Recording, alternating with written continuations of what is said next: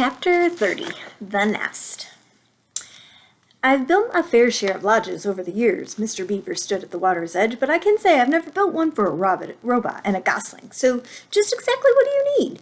We need a lodge big enough for both of us, said Roz. It should be comfortable and safe, and it should be near the pond. How long do you plan on living in this lodge? I do not know. Then we'd better make sure that it's strong and sturdy. Mr. Beaver stroked his whiskers as he thought. Do you plan on having friends over? The missus loves to entertain guests. I do not have any friends. No friends? Well, you seem pretty likable for a robot. But if you still want my advice, you should grow yourself a garden. Your neighbors won't be able to resist the fresh herbs and berries and flowers. You just wait and see. So we'll make sure there's a place for a garden, and we'll give your lodge some extra space for the friends you'll be hosting. The beaver winked. We'll just also need to find a way to keep your lodge comfortable when it's cold outside. Our lodge is heated by our own bodies, but I think we'll have to find another way to heat yours. The beaver and the robot thought about heat for a while.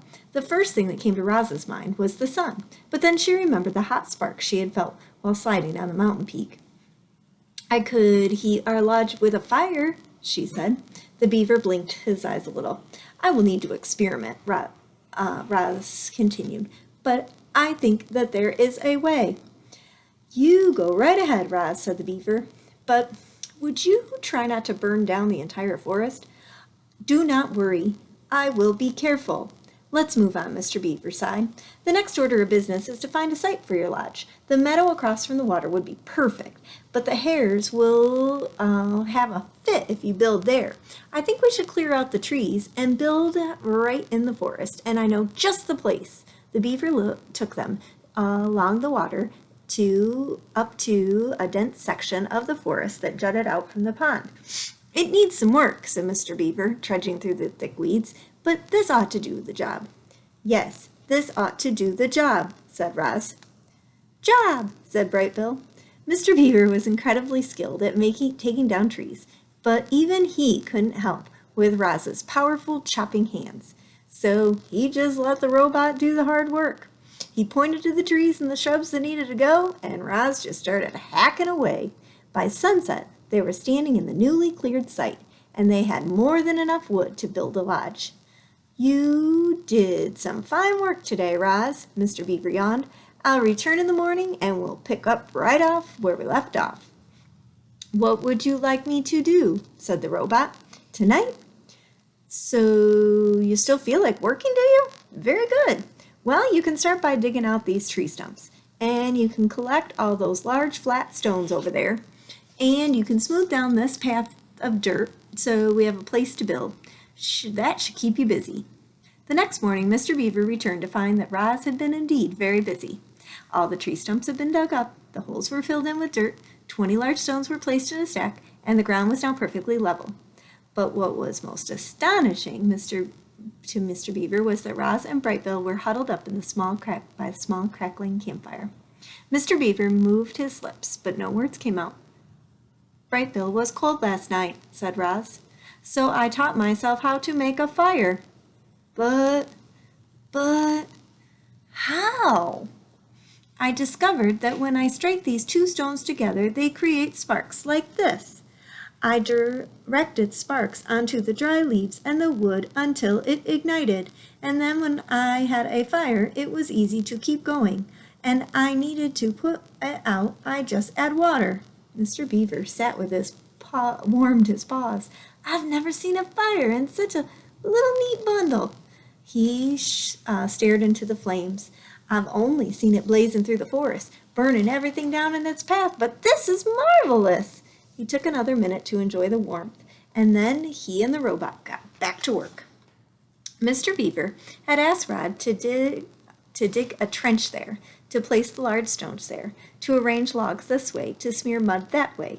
Birds and squirrels perched in the trees and watched the new lodge take shape. It resembled a beaver lodge, but it was larger, a great dome of wood and mud and leaves. A simple opening in the wall served as the entrance, and the door was nothing more than a heavy stone that the robot could slide out of the way. Inside the lodge was one big round room. Arched ceiling was high enough for Roz so she could stand upright. A fire pit was set in the center of the floor, and mesh thin branches that acted like a vent. Long stones lined the interior walls like benches, and they were covered with thick cushions of moss. There even was a hole for storing food and water for Brightbill. "Now you've got yourself a beautiful Pond View property," said Mr. Beaver. "What are you going to name it?" "I do not understand." "Why, a beautiful lodge like this deserves a name. We call our lodge Streamcatcher." The robot computer brain didn't take long. "The lodge is for Brightbill. Brightbill is a bird. Birds live in nests. Could we call this lodge The Nest?" "Huzzah!" squeaked the beaver. "The Nest is a fine name for a lodge." "Nest, nest!" laughed Brightbill. They stood outside the nest and admired their handiwork until Mr. Beaver's belly began to grumble. "That sound means it's time to get dinner." "Thank you very much for your help," said Roz. "We could not have done this without you." "You are quite welcome," said Mr. Beaver, smiling. "For your garden, you'll want to speak with Tawny, the doe who lives up the hill. She knows just what to do. And now, if you'll excuse me, I have to hurry home before Paddler here eats all the best leaves. Enjoy your first night in the nest." Chapter 31. The Nest. The first night. The stars were out. The fire was crackling in the fire pit, and Roz and Brightbill were settled into their first night in their new home. "This lodge is where we will live from now on." The robot plucked on her son for a little woven nest and placed him on the floor. "I hope you like it." The gosling did like it. He liked that it was big and warm and peaceful, and he liked knowing that the forest and the pond were just outside. He waddled around, peeping to himself and exploring every little corner of the lodge until it was time for bed. His mother carefully laid him on the soft cushion of moss, but he didn't want to sleep there, so she put him back in his nest. But he didn't want to sleep there. Brightbill looked up and said, "Mama, sit." Roz sat down. Then he said, "Mama, hold." Roz held him. The robot's body may have been hard and mechanical, but it was also strong and safe. The gosling felt loved. His eyes slowly winked close, and then he spent the whole night quietly sleeping in his mother's arms. Aww. Chapter 32. The Deer. The deer family did not run from the sound of the snapping twigs and the crunching leaves. They had heard all about Roz and Brightbill, and they knew there was nothing to fear. Crown Point stood before his doe and his 3 spotted fawns, and the family watched the robot approaching with his goslings on her shoulder. "Hello, dear. My name is Roz. This is Brightbill. We were looking for a doe named Tawny." Crown Point moved aside, and the doe silently stepped forward. "Mr. Beaver helped us build a lodge," said Roz, "and he thought you might help us grow a garden." "Mr. Beaver helped you?" came Tony's gentle voice.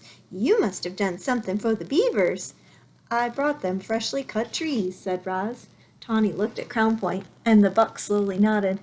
"I will help you grow your garden," said the doe to the robot, "if you let my family eat from it." The robot nodded in agreement, and then she quietly led Tawny back to the nest. Chapter 33. The Garden. After intersecting the grounds, Tawny and Roz removed all the dried brambles and the weeds and the leaves in the garden area, and then asked her burrowing friends, the moles and the groundhogs, to dig through the dirt and loosen the soil, and then she asked the neighbors to do the same thing, rather peculiar. "Please leave your droppings around the nest.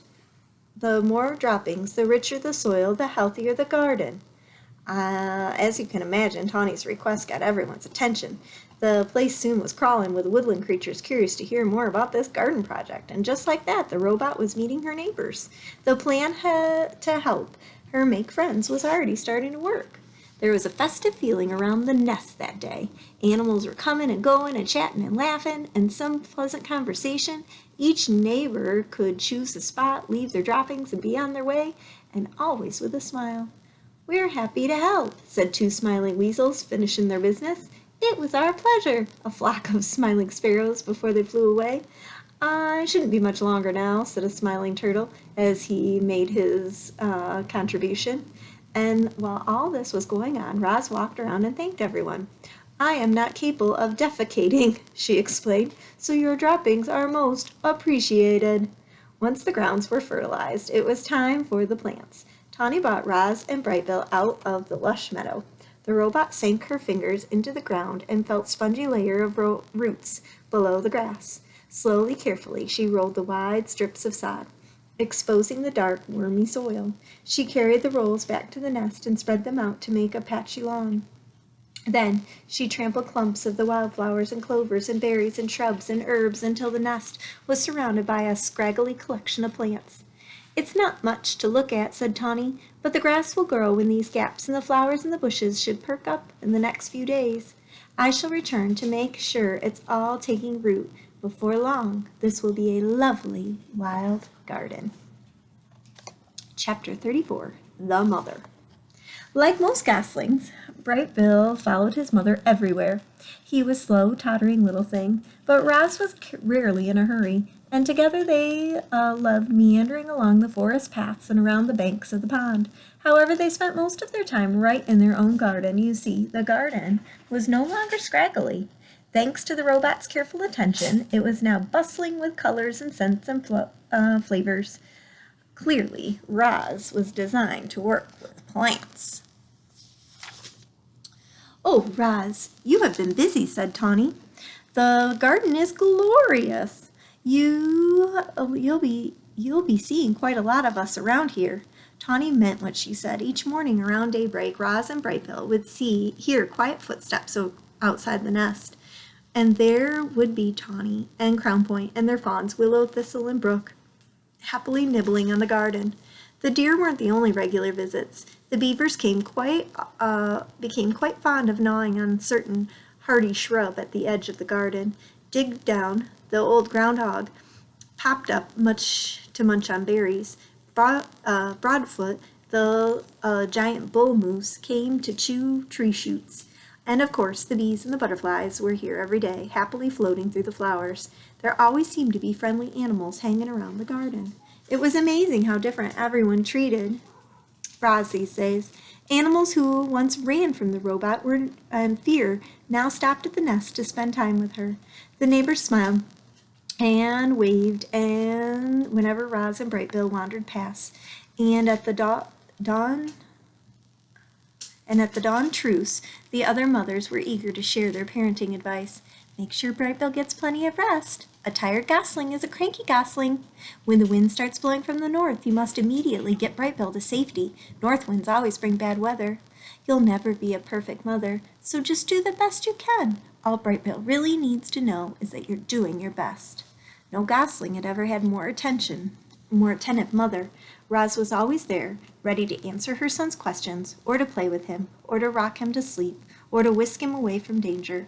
With a computer brain packed full of parenting advice and lessons she had learned on her own, the robot was actually becoming an excellent mother.